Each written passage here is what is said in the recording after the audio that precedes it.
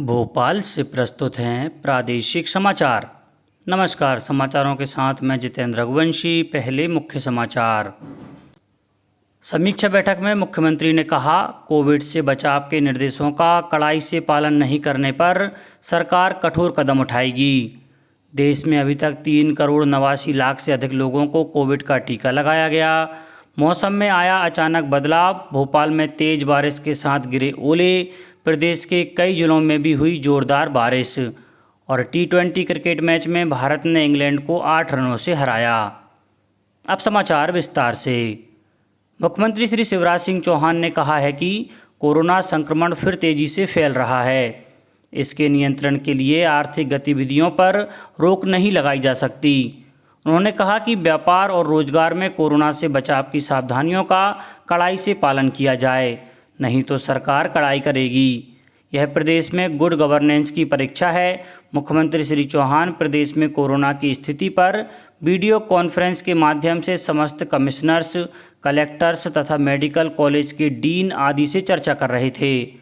मुख्यमंत्री श्री चौहान ने ग्वालियर, जबलपुर सहित प्रदेश के सर्वाधिक प्रभावित जिलों उज्जैन, सागर, बैतूल, बुरहानपुर, खरगोन, रतलाम और छिंदवाड़ा में भी रात्रि 10 बजे से सुबह 6 बजे तक व्यावसायिक प्रतिष्ठान और बाजार बंद रखने के निर्देश दिए।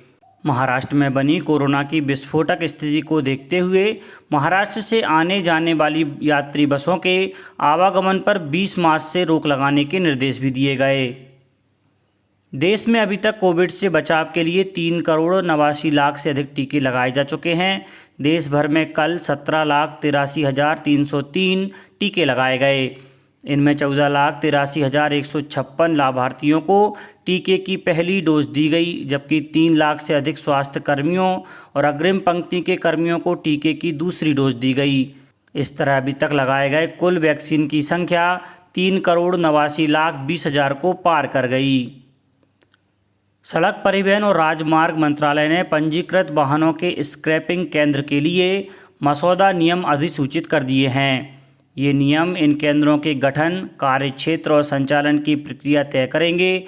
इन केंद्रों को वाहनों से संबंधित डेटाबेस उपलब्ध कराया जाएगा और इन्हें वाहनों को स्क्रैप करने तथा इसका प्रमाण पत्र जारी करने के लिए अधिकृत किया जाएगा।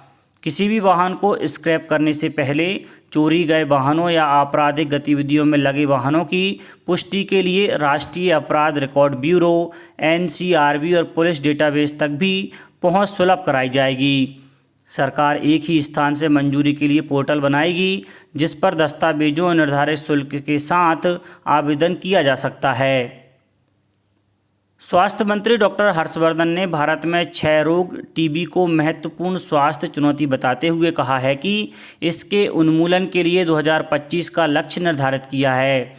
डॉक्टर हर्षवर्धन स्टॉप TB भागीदारी बोर्ड की अध्यक्षता संभालने के बाद नई दिल्ली में वीडियो कॉन्फ्रेंस के माध्यम से पहली बार इसकी बैठक को संबोधित कर रहे थे।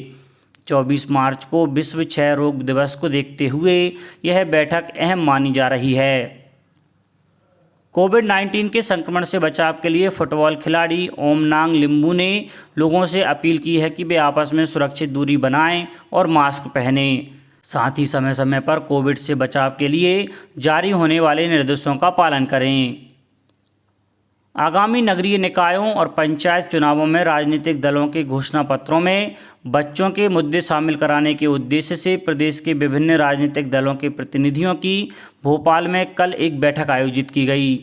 बैठक में मध्य प्रदेश यूनिसेफ की प्रमुख श्रीमती मार्गरेट ग्वाडा ने राजनीतिक दलों की सराहना करते हुए कहा कि वे बच्चों के मुद्दों में रुचि लेते हैं।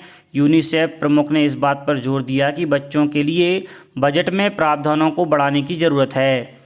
उन्होंने कहा कि आगामी चुनावों के घोषणा पत्रों में बच्चों पर हिंसा, बाल विवाह, पोषण और स्वास्थ्य जैसे मुद्दों के समाधान के लिए नीतियां शामिल करना चाहिए। बच्चों के हितों पर केंद्रित यह कार्यक्रम Madhya Pradesh child rights observatory और यूनिसेफ ने मिलकर आयोजित किया था। इस अवसर पर राजनीतिक दलों के प्रतिनिधियों को संबोधित करते हुए child rights observatory Madhya Pradesh की अध्यक्ष श्रीमती निर्मला बुच ने कहा कि मध्य प्रदेश को बच्चों के लिए सबसे सुरक्षित बनाने में राजनीतिक दलों की महत्वपूर्ण भूमिका है। बैठक में प्रमुख राजनीतिक दलों के 32 प्रतिनिधि शामिल हुए। प्रधानमंत्री नरेंद्र मोदी ने कहा है कि प्रधानमंत्री फसल बीमा योजना मेहनती किसानों के आर्थिक हितों की रक्षा करने में निरंतर महत्वपूर्ण योगदान कर रही है। इससे मौसम संबंधी अनिश्चितताओं से जुड़े जोखिम कम करने में मदद मिली है। श्री मोदी ने कहा कि करोड़ों किसान इस बीमा योजना का लाभ उठा रहे हैं। वे उत्तराखंड में नैनीताल के श्री खीमानंद में मिले एक पत्र का जवाब दे रहे थे। श्री खीमानंद ने नरेंद्र मोदी ऐप के जरिए प्रधानमंत्री को पत्र भेजा था। उन्होंने प्रधानमंत्री फसल बीमा योजना के 5 वर्ष सफलतापूर्वक पूरे होने और इस दिशा में सरकार प्रयासों के लिए बधाई दी थी। प्रधानमंत्री ने श्री खीमानंद के सुझावों के लिए आभार व्यक्त किया। नगरीय निकाय और पंचायत निर्वाचन की तैयारी एक साथ करें। सचिव राज्य निर्वाचन आयोग श्री दुर्ग विजय सिंह ने यह बात जिले के अधिकारियों के स्थानीय निर्वाचन संबंधी प्रशिक्षण में कही। प्रशिक्षण वीडियो कॉन्फ्रेंस के माध्यम से हुआ। श्री सिंह ने कहा कि नाम निर्देशन पत्रों की प्राप्ति, उनकी संवीक्षा, नाम वापसी और प्रतीक आवंटन के संबंध में सभी तैयारियां राज्य निर्वाचन आयोग के निर्देशानुसार सुनिश्चित करें। उन्होंने कहा कि आयोग द्वारा चाही गई जानकारी तुरंत उपलब्ध करावें। श्री सिंह ने कहा कि प्रशिक्षण बार बार नहीं होगा, अतः जो बातें आज बताई जा रही हैं उन्हें ध्यान से सुनें। पूरी प्रक्रिया में कोविड-19 की गाइडलाइन का 100% पालन हो। प्रशिक्षण में राज्य स्तरीय master trainers doctor Sameera Naeem और श्री अजय काले ने निर्वाचन की घोषणा के बाद की जाने वाली कार्यवाही और आदर्श आचरण संहिता के बारे में बताया। श्री दीपक पांडे ने नाम निर्देशन पत्रों की प्रस्तुति, संवीक्षा और प्रतीक आवंटन प्रक्रिया के संबंध में जानकारी दी। प्रशिक्षण में ऑनलाइन आवेदन प्रक्रिया, IEMS सहित निर्वाचन संबंधी अन्य IT टूल्स और एप्लीकेशन के बारे में भी जानकारी दी गई। अब बात मौसम की। प्रदेश के मौसम में कल आए अचानक बदलाव के बाद राजधानी भोपाल में तेज बारिश हुई और कई स्थानों पर ओले भी गिरे। उधर प्रदेश के सीहोर, विदिशा, रायसेन, बैतूल, राजगढ़, गुना, सागर सहित कई जिलों में भी बारिश हुई।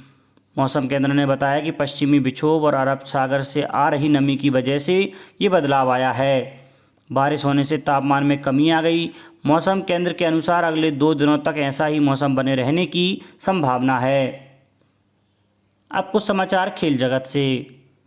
अहमदाबाद के नरेंद्र मोदी स्टेडियम में खेले गए चौथे T20 क्रिकेट मैच में कल रात भारत ने इंग्लैंड को 8 रन से हरा दिया। भारत के 186 रन के जवाब में इंग्लैंड की टीम 8 विकेट पर 177 रन ही बना सकी। इससे पहले भारत ने बल्लेबाजी करते हुए निर्धारित 20 ओवर में 8 विकेट पर 185 रन बनाए। भारत की ओर से सूर्य कुमार यादव ने 57 रन बनाए और शार्दुल ठाकुर ने 3 विकेट लिए, जबकि इंग्लैंड के बेन स्टोक्स ने 46 रन बनाए और जोफ्रा आर्चर ने 4 विकेट लिए। सूर्य कुमार यादव को मैन ऑफ द मैच चुना गया। 5 मैचों की श्रृंखला में अब भारत ने 2-2 की बराबरी कर ली है। 5वां और अंतिम T20 मैच कल नरेंद्र मोदी स्टेडियम में ही खेला जाएगा। अंत में मुख्य समाचार एक बार फिर। समीक्षा बैठक में मुख्यमंत्री ने कहा, कोविड से बचाव के निर्देशों का कड़ाई से पालन नहीं करने पर सरकार कठोर कदम उठाएगी। देश में अभी तक 3 करोड़ 89 लाख से अधिक लोगों को कोविड का टीका लगाया गया। मौसम में आया अचानक बदलाव, भोपाल में तेज बारिश के साथ गिरे ओले, प्रदेश के कई जिलों में भी हुई जोरदार बारिश और T20 क्रिकेट मैच में भारत ने इंग्लैंड को 8 रनों से हराया। इस बुलेटिन में इतना ही। घर पर रहिए, सुरक्षित रहिए और सुनते रहिए प्रादेशिक समाचार। नमस्कार।